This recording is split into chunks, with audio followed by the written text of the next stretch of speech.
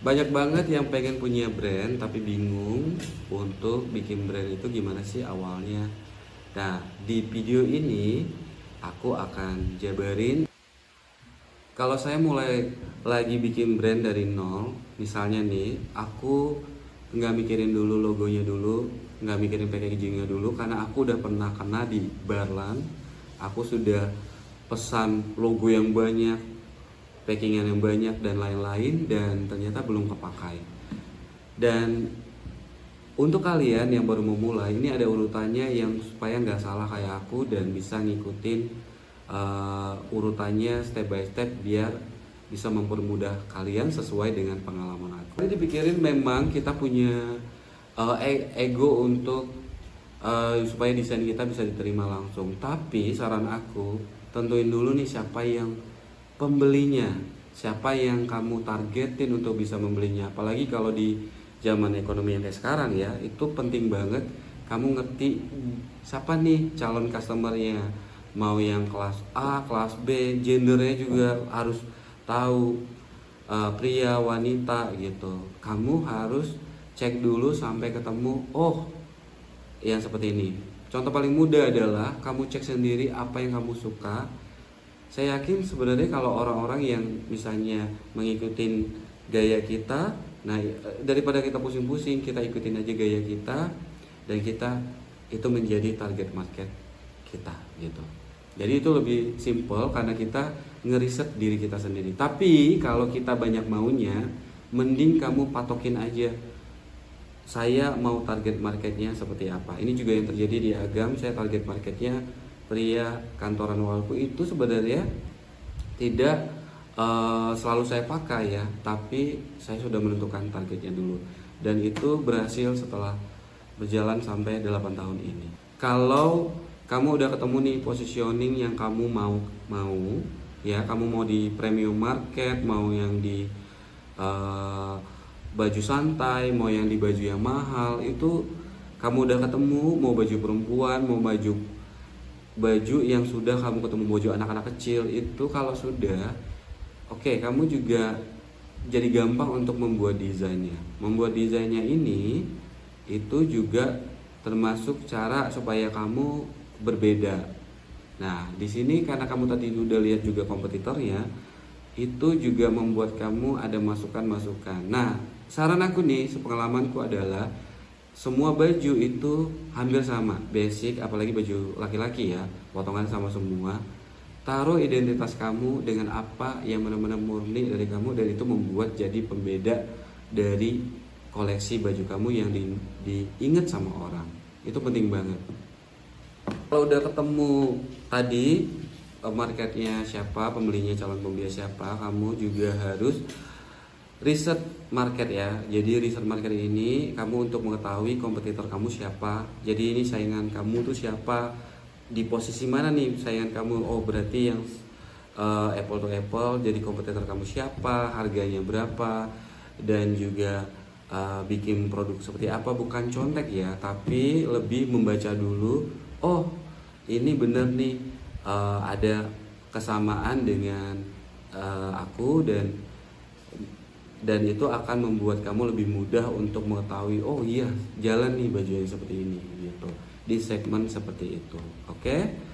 Nah itu juga termasuk dengan kamu coba cek-cek juga, kalau kamu punya waktu yang banyak, kamu cek review dari produk itu apakah memang maksimal, karena jatuh-jatuhnya pasti dari pembeli itu sebenarnya adalah murni yang hasil yang kita bisa cek sebagai, oh iya ya, sebagai patokan buat kita apakah produk itu berhasil apa enggak, itu bagus, apakah dia punya rating yang tinggi dan juga punya review komen yang bagus-bagus. Nah itu juga jadi pandangan dan masukan buat brand kita, tapi bukan di copy ya, tapi hanya untuk melihat, oh ini yang telah dilakukan kompetitor gitu. Nah itu mempermudah juga kamu untuk sama mainnya, tapi kamu menaruh sesuatu yang bertambah value-nya, itu lebih hebat lagi. Kamu siapkan produksi ini sebenarnya gampang-gampang susah ya, tapi hebatnya lagi kalau misalnya kamu bisa bikin dulu sampelnya satu persatu itu, dan kamu bikin sendiri, itu sangat memotong waktu dan drama-drama di bagian dapur produksi. Tapi kalau kamu belum bisa jahit, belum bisa apa-apa gitu, kamu bisa berkolaborasi dengan orang yang memang sesuai dan cocok sama kamu ya gitu. Itu akan membantu terrealisasi hal-hal yang kamu inginkan, misalnya untuk produksi lebih baik dan harga juga masuk akal, cocok gitu ya, dan ketepatan waktu itu kamu pikirin banget. Apakah yang misalnya supplier yang satu, subkontrak yang satu itu cocok nggak kerja sama kamu, dan itu penting banget. Dan kamu juga pilih material juga. Kalau mau misalnya produksi lebih panjang gitu, itu memang harus memikirkan juga material utamanya itu berkelanjutan nggak. Jadi kamu nggak pusing juga setelah produksi baju itu ternyata laku. Nah itu penting banget setelah aku jalanin.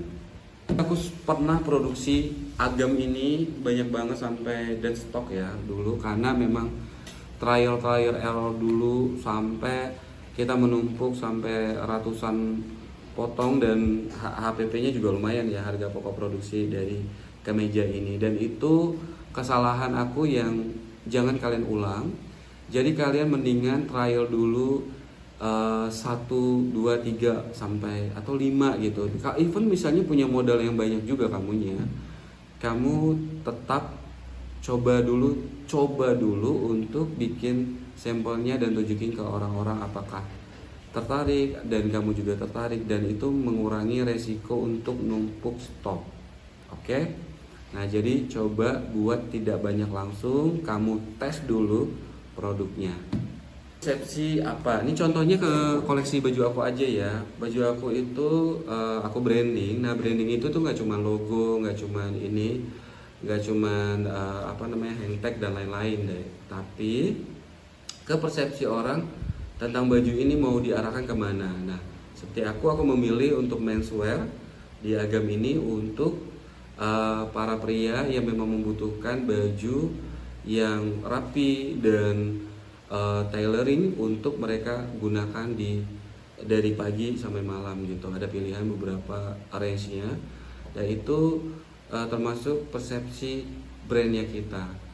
Apakah kamu mau misalnya contoh, kamu mau mempersepsikan baju glamor, yang dress, yang hebat, yang wow, tapi kamu menggunakan kaos, materialnya menjual kaos, itu agak beda ya. Jadi persepsi orang tentang brand kamu jadi berbeda, karena seglamor-glamornya pakai bahan kaos itu tidak terlihat. Jadi itu seperti itu persepsinya. Misalnya glamor kamu mesti pakai chiffon dan pakai bahan-bahan yang berkualitas tinggi, itu sudah menjadi suatu yang persepsi.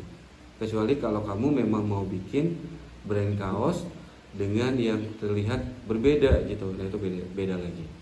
Bangun persepsinya ini penting banget, karena itu membuat kita muter-muter kalau misalnya tidak tahu kita mau persepsiin brand kita apa. Nah itu yang paling sulit sih, dan aku jujur aku juga sudah mengalami hal itu. Aku ngikut pasar ini juga biar ini berhasil, tapi ternyata kembali lagi kepada kita untuk membuat brand kita itu sesuai dengan persepsi kita sendiri terhadap apa yang akan mau kita buat gitu. Jadi itu akan orang cepat nangkap juga. Sip.